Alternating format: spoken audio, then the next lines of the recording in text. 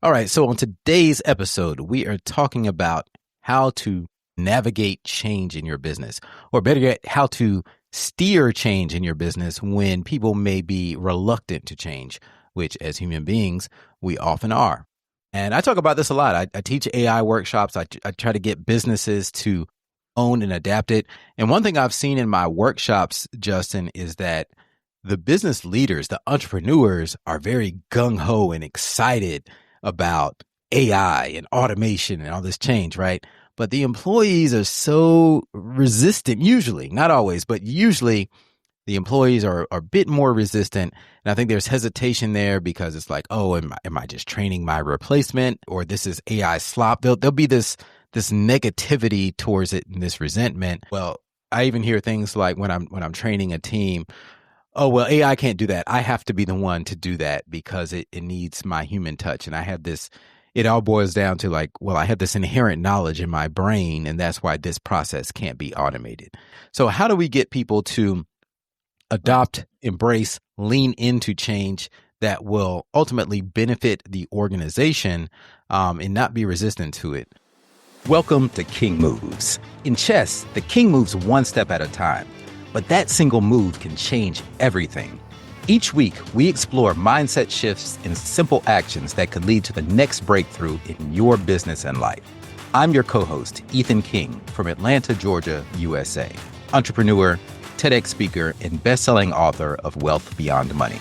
And I'm your co-host, Justin King, no relation to Ethan, from Cape Town, South Africa, entrepreneur, speaker, and business growth strategist.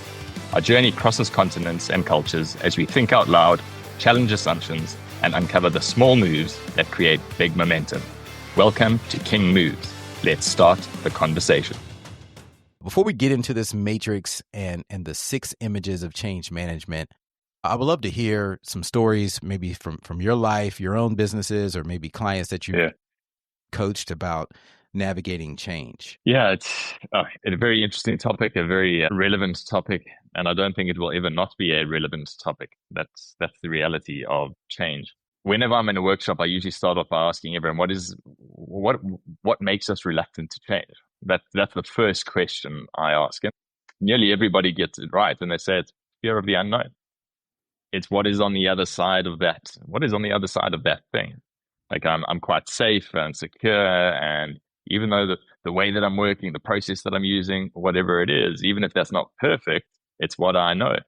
And what is on the other side of change, I don't know. It could be better, yes, but my default, my brain always tells me that it could be worse, and then I choose to stay the same.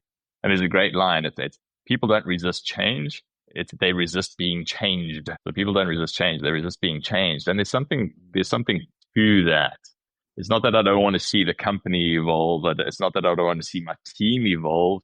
But does that mean I've got to do something differently? Do I have to change the way that I am working? Because, hey, man, I'm comfortable with the way I am. So that's always interesting for me. That's the first thing that comes up. The second thing that I will add, because we use that word or that term. We often hear managers and leaders saying, my team is resistant to change, or that individual is resistant to change. And sometimes, yes, sometimes that is the case. At other times, however, they're actually just, it takes effort to change. So there's a great story, and it came from Chip and Dan Heath, their book about change, which was called, what was it called? Gone blank. I wanted to say Change book. Let's see. I've read all of their books. Oh, it's called Switch. How to Change When Things Are Hard. Yeah. And they tell a great story in there about the two groups of individuals were led into a room. The one group was told that, and there were some delicious freshly baked cookies placed on the table in front of them, and then a bowl of radishes. And one group were told that they were allowed to eat the cookies, and the other group were told they had to resist eating the cookies, and they were only allowed to eat the radishes. But that part of the experiment finished. Well, they told everyone, well, that's done. And then they took them to do what they thought was completely unrelated, but they had to solve a puzzle. And it was one of those puzzles where you put your pen on the paper and you have to complete the maze or whatever it is without lifting your pen. Little did the participants know that these had been designed to be impossible to complete. So each of Mm. these groups went at it trying to complete this puzzle, complete this maze. And the group that were allowed to eat the cookies, they continued for something like 17 minutes trying to figure it out. And then the team that weren't allowed to eat the cookies, but they were allowed to eat the radishes, they gave up after something like 8 or 9 minutes. And what the whole Mm. point of the story was, and what they were speaking about, was that it burns willpower. That the fact that they had been sitting there in that room, not allowed to eat the cookies, took willpower. Now, when they went into the room and they went into the next part of the experiment, next part of the test, they had to complete this maze. It takes willpower to keep trying Mm. to do something, which they didn't have too much left, which is why they didn't stay on the course for as long as the other group. And when we look at it from a change lens or change perspective, trying something new, using a new process burns willpower. So very often we say that our team is resistant or they're lazy to change, but actually what they've done is they're really trying, but it takes willpower to not do the old thing, but do the new thing, which I thought was a really interesting way to look at it. It's not a Mm. get out of jail free card for everyone, but it's very important for business owners to keep in mind. It takes willpower to not to do the thing the old way. So how do we make it as easy as Right. possible to do the new thing? Right. I Because could I go on remember and on.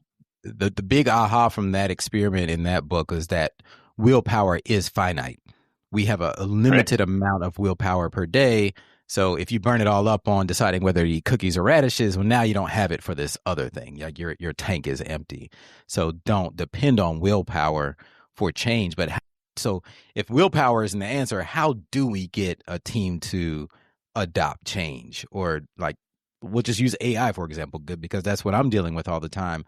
And where I've seen some success is getting people to see the small wins first, like just getting them to get a taste of it, hands on themselves first. Whether it's just having AI, like first customizing your AI to sound like you, and then having it respond to an email, like draft an email response for you.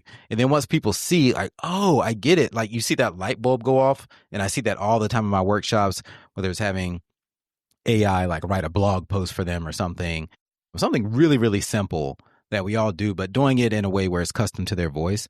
I start to see that light bulb go off. And I had a meeting with this guy the other day, Ed Cox, and he hired me to train his team.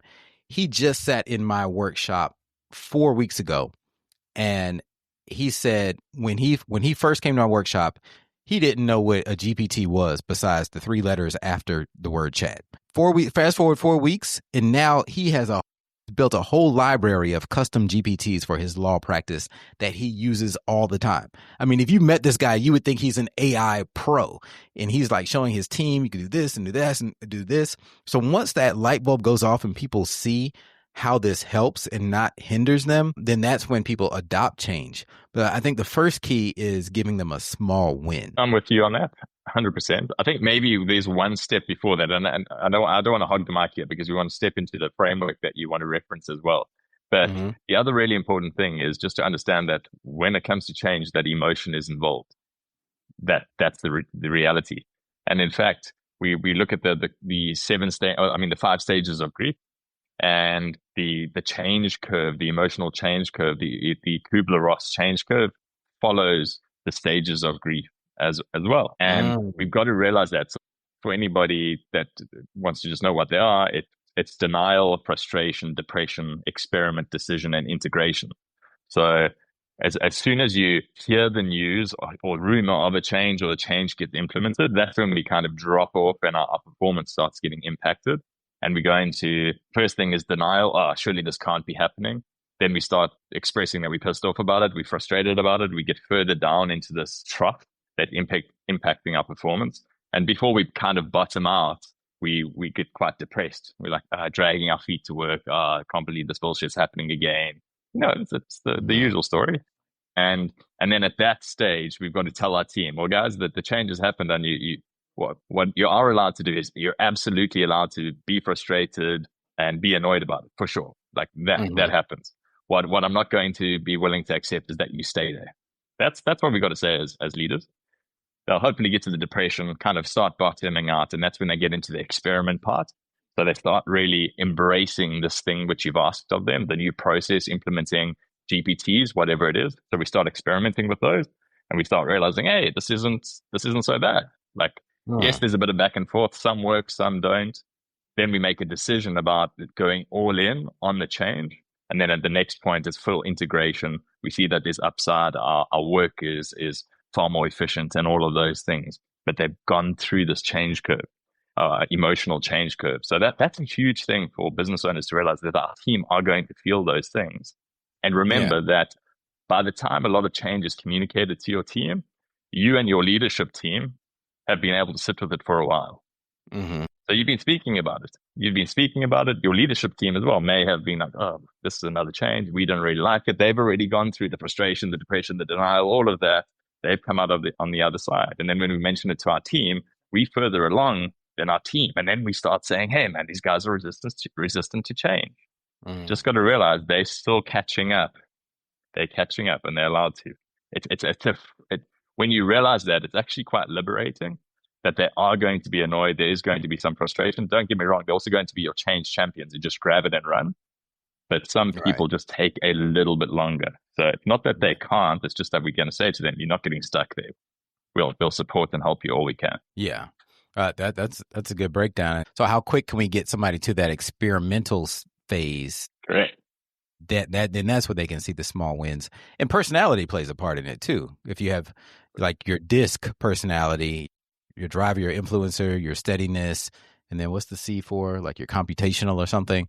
But people who are a high S are very, very resistant to change. The high S's on the disc profile, those are people who do the same exact thing every single day, like eat the oatmeal for breakfast at 9:03 a.m. and have the fork to the left. Somebody who's an extreme Yeah. S would be that, and they do not like if you try to throw a new technology at them or something like that, they are going to be hyper resistant to it. So it also helps to know your people's personality types. But let's jump into what this book says, because I found Yeah. this fascinating. They have a matrix that they call the images of change. And if you imagine this like 2x3 matrix where you have three outcomes, change outcomes, intended outcomes, partially intended, and unintended outcomes. And then with those three outcomes, you can be a controller or you could be one who shapes those outcomes. So on the controlling side of it, it's like designing the roles and activities. And they call this first role a director. And that the director on the controlling quadrant directing to get intended outcomes.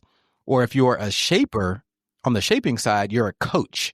So a coach, and you're a coach, so you know this, a coach doesn't direct you to do anything, doesn't tell you exactly what to do, right? So there's a big difference between director and coach, but the end result is still the intended change. Yeah. That's right. And the difference there is it's an empowering. So Mhm. you're either telling or you're empowering. Director would be telling, move here, do this, do it that way. You have to. Coach is empowering you to come up with, to make your own mind up that that is the best way to move forward. Like adopting the change is the best way for me as an individual, best way for the team, best way for the organization. That would be stepping into the coaching role, shaping. I like that. Yeah. And then if you go down the matrix to our partially intended outcomes, on the controlling side, you have the navigator. And then on the shaping side, you have the interpreter. So what I've noticed, and I think that this is kind of where I'm falling right now when it comes to the AI and automation consulting that I'm doing in the training, I'm more so of the navigator when a company brings me in. It's like, I'm going to show you, here's exactly where you go. Here's exactly what you do based on the bottlenecks that I see in your business. Whereas the person who hired me, who's usually the CEO or the COO, they're more so the interpreter of what I'm teaching. But we're both working together to get those partially intended outcomes. Honestly, they are partially intended because we don't always get everyone to adopt 100% of the changes all at once. And I think that's a bit unrealistic. They have to get there over time. What are your thoughts on the navigator versus the interpreter? Yeah, I need to dive into this matrix to fully understand that. But again, I think the interpreter, for me, the way I'm reading it right now, and I may be misunderstanding, is a big part of what we have to do is we have to communicate well. And a lot of the time, the way that we communicate to the rest of our team as we go down the whatever we want to call it, the hierarchy or whatever within our organization, we've got to do a lot of interpretation. So Mm-hmm. interpreting, I mean, it's a case of how do I articulate this so that it lands with this particular team, with this particular department? Because the way I've articulated it to my leadership team, the same way is not going to land here. So it's not just about pointing in the right direction, which I think is the controlling thing. It's pointing in the right direction and just saying, again, stepping into director role and saying, go. Interpreter is, how do I take what is Spanish, that we've been speaking, translate that to the Portuguese to interpret it in a way that's really going to resonate with this team right now, or this department, so that, again, we're shaping the outcome and they can choose. I think choice is the big word, one of the main words that we have here. People choose to adopt the change. And for me, that's what interpretation would be about. But I may be misinterpreting it right now. I think you got it, because interpreter is, the navigator is controlling, right? So it's like a manager that has to identify options, where the interpreter is helping people make sense of it. Because a lot of times, if you're missing people, a lot of times people are resisting the change because they just don't get, okay, how does this connect to my life? How does this benefit me? They don't see the big picture. So that interpreter plays a vital role in making them understand how it clicks. One of the stories that it talks about in this book is J.C. Penney, which I don't know if they were global, but it was a big company here in the U.S., a department store. And J.C. Penney was always known for having these like sales and coupons and stuff. And there was a time a few years ago, maybe, 20 or so years ago, where they brought in a new CEO, and that new CEO first thing he did was get rid of all the coupons. And people internally were obviously very resistant to that. They were like, no, this is part of the brand's identity. And he was like, no, we're losing a bunch of money because y'all are always having things on sale. So he got rid of all the sales. Well, guess what? Company went out of business. And because it was true, like that was part of their core. And, they obviously did need some change, but that wasn't the right change. And I feel like that leader didn't come in and really pay attention to what was going on. So one thing I try to do when I come into an organization is like, let's not disrupt. Let's not just immediately stop doing things the way that they were. Keep doing what you're doing, but let's add in this one little thing right here. I want you to just try this out and see how it helps this one little task over here. Because I believe that AI isn't meant to replace people, but to replace tasks, especially the mundane tasks. And who wants to be doing mundane tasks? Like if you're a B player and your only job is to do mundane, repetitive tasks, then yeah, you need to be worried about your job, because AI will take your job. But for everyone else who is striving for more and who actually has to think in their job, and you like being an A player and you hate the repetitive tasks, the admin work that just has to get done, then AI is great. And once people see that, oh, AI can get rid of this stuff I don't want to have to do, and I can just kind of manage AI a little bit and focus on the things that I really enjoy, where I can put my humanity in it. I think once people see that, then they embrace it a bit more. I like, let's move on. I'm so curious about the last two in this matrix. Yeah, so with unintended change is the last part of the matrix, and we have two roles. The controlling role is the caretaker, and the shaping role is the nurturer. So the caretaker may be like, usually this is a manager, because it says controlling. So the manager believes that external factors largely determine the outcome, and their role is to smooth out transitions rather than controlling the occurrence of them. So the way I understand it is that this is happening after the fact. The unintended changes already happened, and this is a little bit of damage control. So now the manager is being the caretaker, and the nurturer is the shaping part of it. So the nurturer assumes that even small changes can have large, unpredictable impacts. So while the manager, they have to enable positive self-organizing and keep letting people know, like nurturing people, like keeping the spirit high. Whereas, and this is my interpretation of it, whereas the caretaker is just more like damage control. Yeah. But is this matrix saying that the nurturer gets unintended consequences, or is you should become a nurturer if you have got unintended outcomes rather than consequences, unintended outcomes from the change? You should then step into the nurturing role. Is that what the matrix is saying? That's what I was trying to understand. I don't think that it's saying that one is better than the other. I think that they're saying that there are two parts to this. Yeah. There's the controlling side and the shaping side. Yeah. Yeah. And you probably really need both. If you're missing one, then change may not be as effective in your organization. So that's the way I understand it. And a lot of, if you look at it, it's kind of like a lot of these are kind of male female tendencies Yeah. too. And Yeah. not to be sexist, but just in a general sense. Yeah. So I think I've got another way to maybe sum that up. And this comes from a Franklin Covey book, I think. Everyone Deserves a Great Manager. They speak about when it comes to change management, there's a I'm just trying to think like a limiting or a fixed mindset and an effective mindset. And a limiting mindset when it comes to change is I control and contain change for my team. So this is for managers. I control and I contain change versus my team versus the effective mindset, which is I champion change with my team. Mm-hmm. And the difference between those two is when you say I control and contain, immediately what you're saying is I don't believe that my people, my team, can handle this change. So I've got to carry all of this weight on my shoulders. I'm not going to give them all the information. I'm going to control and contain what I share with them. It's all on me as the leader. It's all on me as the manager. And that's the worst way to do it. Whereas what you're wanting to do is champion change.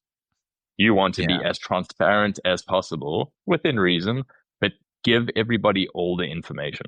There's actually a great example in the book where it was a true story, but there was a change being rolled out in an organization, and one of the individuals in the team actually stepped out the room, jumped on the phone, and phoned his wife and said, please phone the contractor that was going to come and do the new paving at our house and tell them not to come because we may not have budget for it. And it was a good story because change impacts people. And in that story, it was an extreme of it was impacting the employee's pocket because there were salaries were going to change or the bonuses weren't going to be paid out. So this guy had to get on the phone and say, don't let the contractors come. And then, as I say, extreme example, but change impacts people. Like it does in some way. It either impacts them financially, it impacts enjoyment, impacts engagement, it takes away things that really enjoy doing at work, moves them away from sitting next to their buddy in the office, whatever it is. When change happens, the first thing that people start saying is, how does this impact me? What does this mean for me? And we've got to address that. Everyone's asking it. We have to address it. So to control and contain it doesn't work. To champion it, share as much as you can, and then walk the talk, that's what you've got to do in order to get the buy-in from your team. Yeah, 100%. Though, and the word that you use, championing it, I think is the perfect word for it because you're not mandating it, but being that champion is more on the shaping side of it. And I'll leave with this one because you just reminded me of an example in my own business at Zeus's Closet years ago. I read this book called 2 Second Lean by a gentleman named Paul Akers, and it's about just-in-time manufacturing and lean, like Six Sigma lean principles, and how he applied this in his business. And I said, this is great. We can apply this in our business. And the premise of the book is very simple. It's to have everyone on your team, every single employee, take the first 30 minutes of their day making some improvement that will save them 2 seconds of time, that will make them 2 seconds more efficient. Okay, so you spend 30 minutes, your first 30 minutes, making a 2-second lean improvement. Now, that could be anything like so it's up to you in your workstation at your desk. Maybe it's moving your bin of paper from the left side of the desk to the right side of the desk because now there's 2 seconds less motion. Like maybe that was your lean improvement for the day. But everyone has to do it every single day. And then we got together and shared what our lean improvement was for the day. So sometimes they were very small things. Sometimes they were pretty big things. Like we reorganized the position of all of our machines in our production department one time because one of our employees had that idea. Well, that ended up helping us be 40% more efficient because people weren't having to walk all the way across the building and back into the next room 20, 30 times a day. And that adds up over years. So I didn't see that. Like one of my employees came up with that on his own because all I did was just kind of shape it. So as I'm looking at this matrix, it was more of these outcomes were partially intended. And I played the role of just kind of the navigator where I was like, yeah, we're going to do this every day. That was the only framework I gave. We all read the book and said, hey guys, we're going to do this every day. Spend the first 30 minutes every day making a 2-second lean improvement. And I left it up to them to interpret what that meant for their own personal workspace and their own role. And I think that was a success story for us. I like that. That's a good share, a really good share. So if we start wrapping this up for listeners, how do we land it, Ethan? I think there've been a lot of nuggets. I think there've been a lot of nuggets already. There's a lot of nuggets here. I think when you look at change in your organization, if you're a business leader listening to this and you wish that people were more receptive to change in your organization, then maybe go grab this book, look up this framework, managing organizational change, and you could probably just find this matrix online. But look at being more of a shaper instead of a director, and getting people to embrace change in your business. Give them some easy small wins and let them interpret what it means for themselves, and bring in someone else. A lot of times, and people tell me this all the time who hired me, it's like, if I tell this to my employees, they aren't going to listen to me, but they'll listen to you, Ethan. I could be saying the exact same thing that the boss is saying, but they love to listen to an outside person. That's why consultants exist, right? Yeah. So that would be my king move, is bring in someone else so that you have a champion of change. I think my king move is less a move and more just an awareness thing. As a business owner, as a manager, separate the successful change outcome from the ability to successfully implement change. And what I mean by that is something that we glossed over, is that terrifying stat of 70% of organizational change actually fails. So a lot of, and I need to dive deeper into that, because it's a broad blanket statement, but more often than not, the things that we want to work out don't always work out. And what we've got to realize is, whether we've had a successful outcome from the change or not, we still need to make sure that the change process is well managed, because the better we can manage that process, the better our team becomes at being able to adopt and implement change, so that the next time, and there will be a next time, the next time there is a change, it's easier for them. They've also built up that change resilience, and they're able to get on board and get it across the line. So it's not always about the outcome of the change that you're making. Success can also be, how well did we manage this change? That's really important. Yeah. I just want to think that's really important to be aware of. And then a good closing quote for this is Robin Sharma, the fact that change is hard at the start, messy in the middle, and glorious at the end. And I think that sums it up. That's great. We'll leave it there. Thanks, Ethan. That's a wrap for today's episode of King Moves. Remember, in chess, like in business, one right move can change everything. Take today's action step, make your move, and build momentum. If you found value in today's episode, share it with someone who's ready for their next breakthrough, and don't forget to subscribe so you never miss our weekly conversations. Until next time.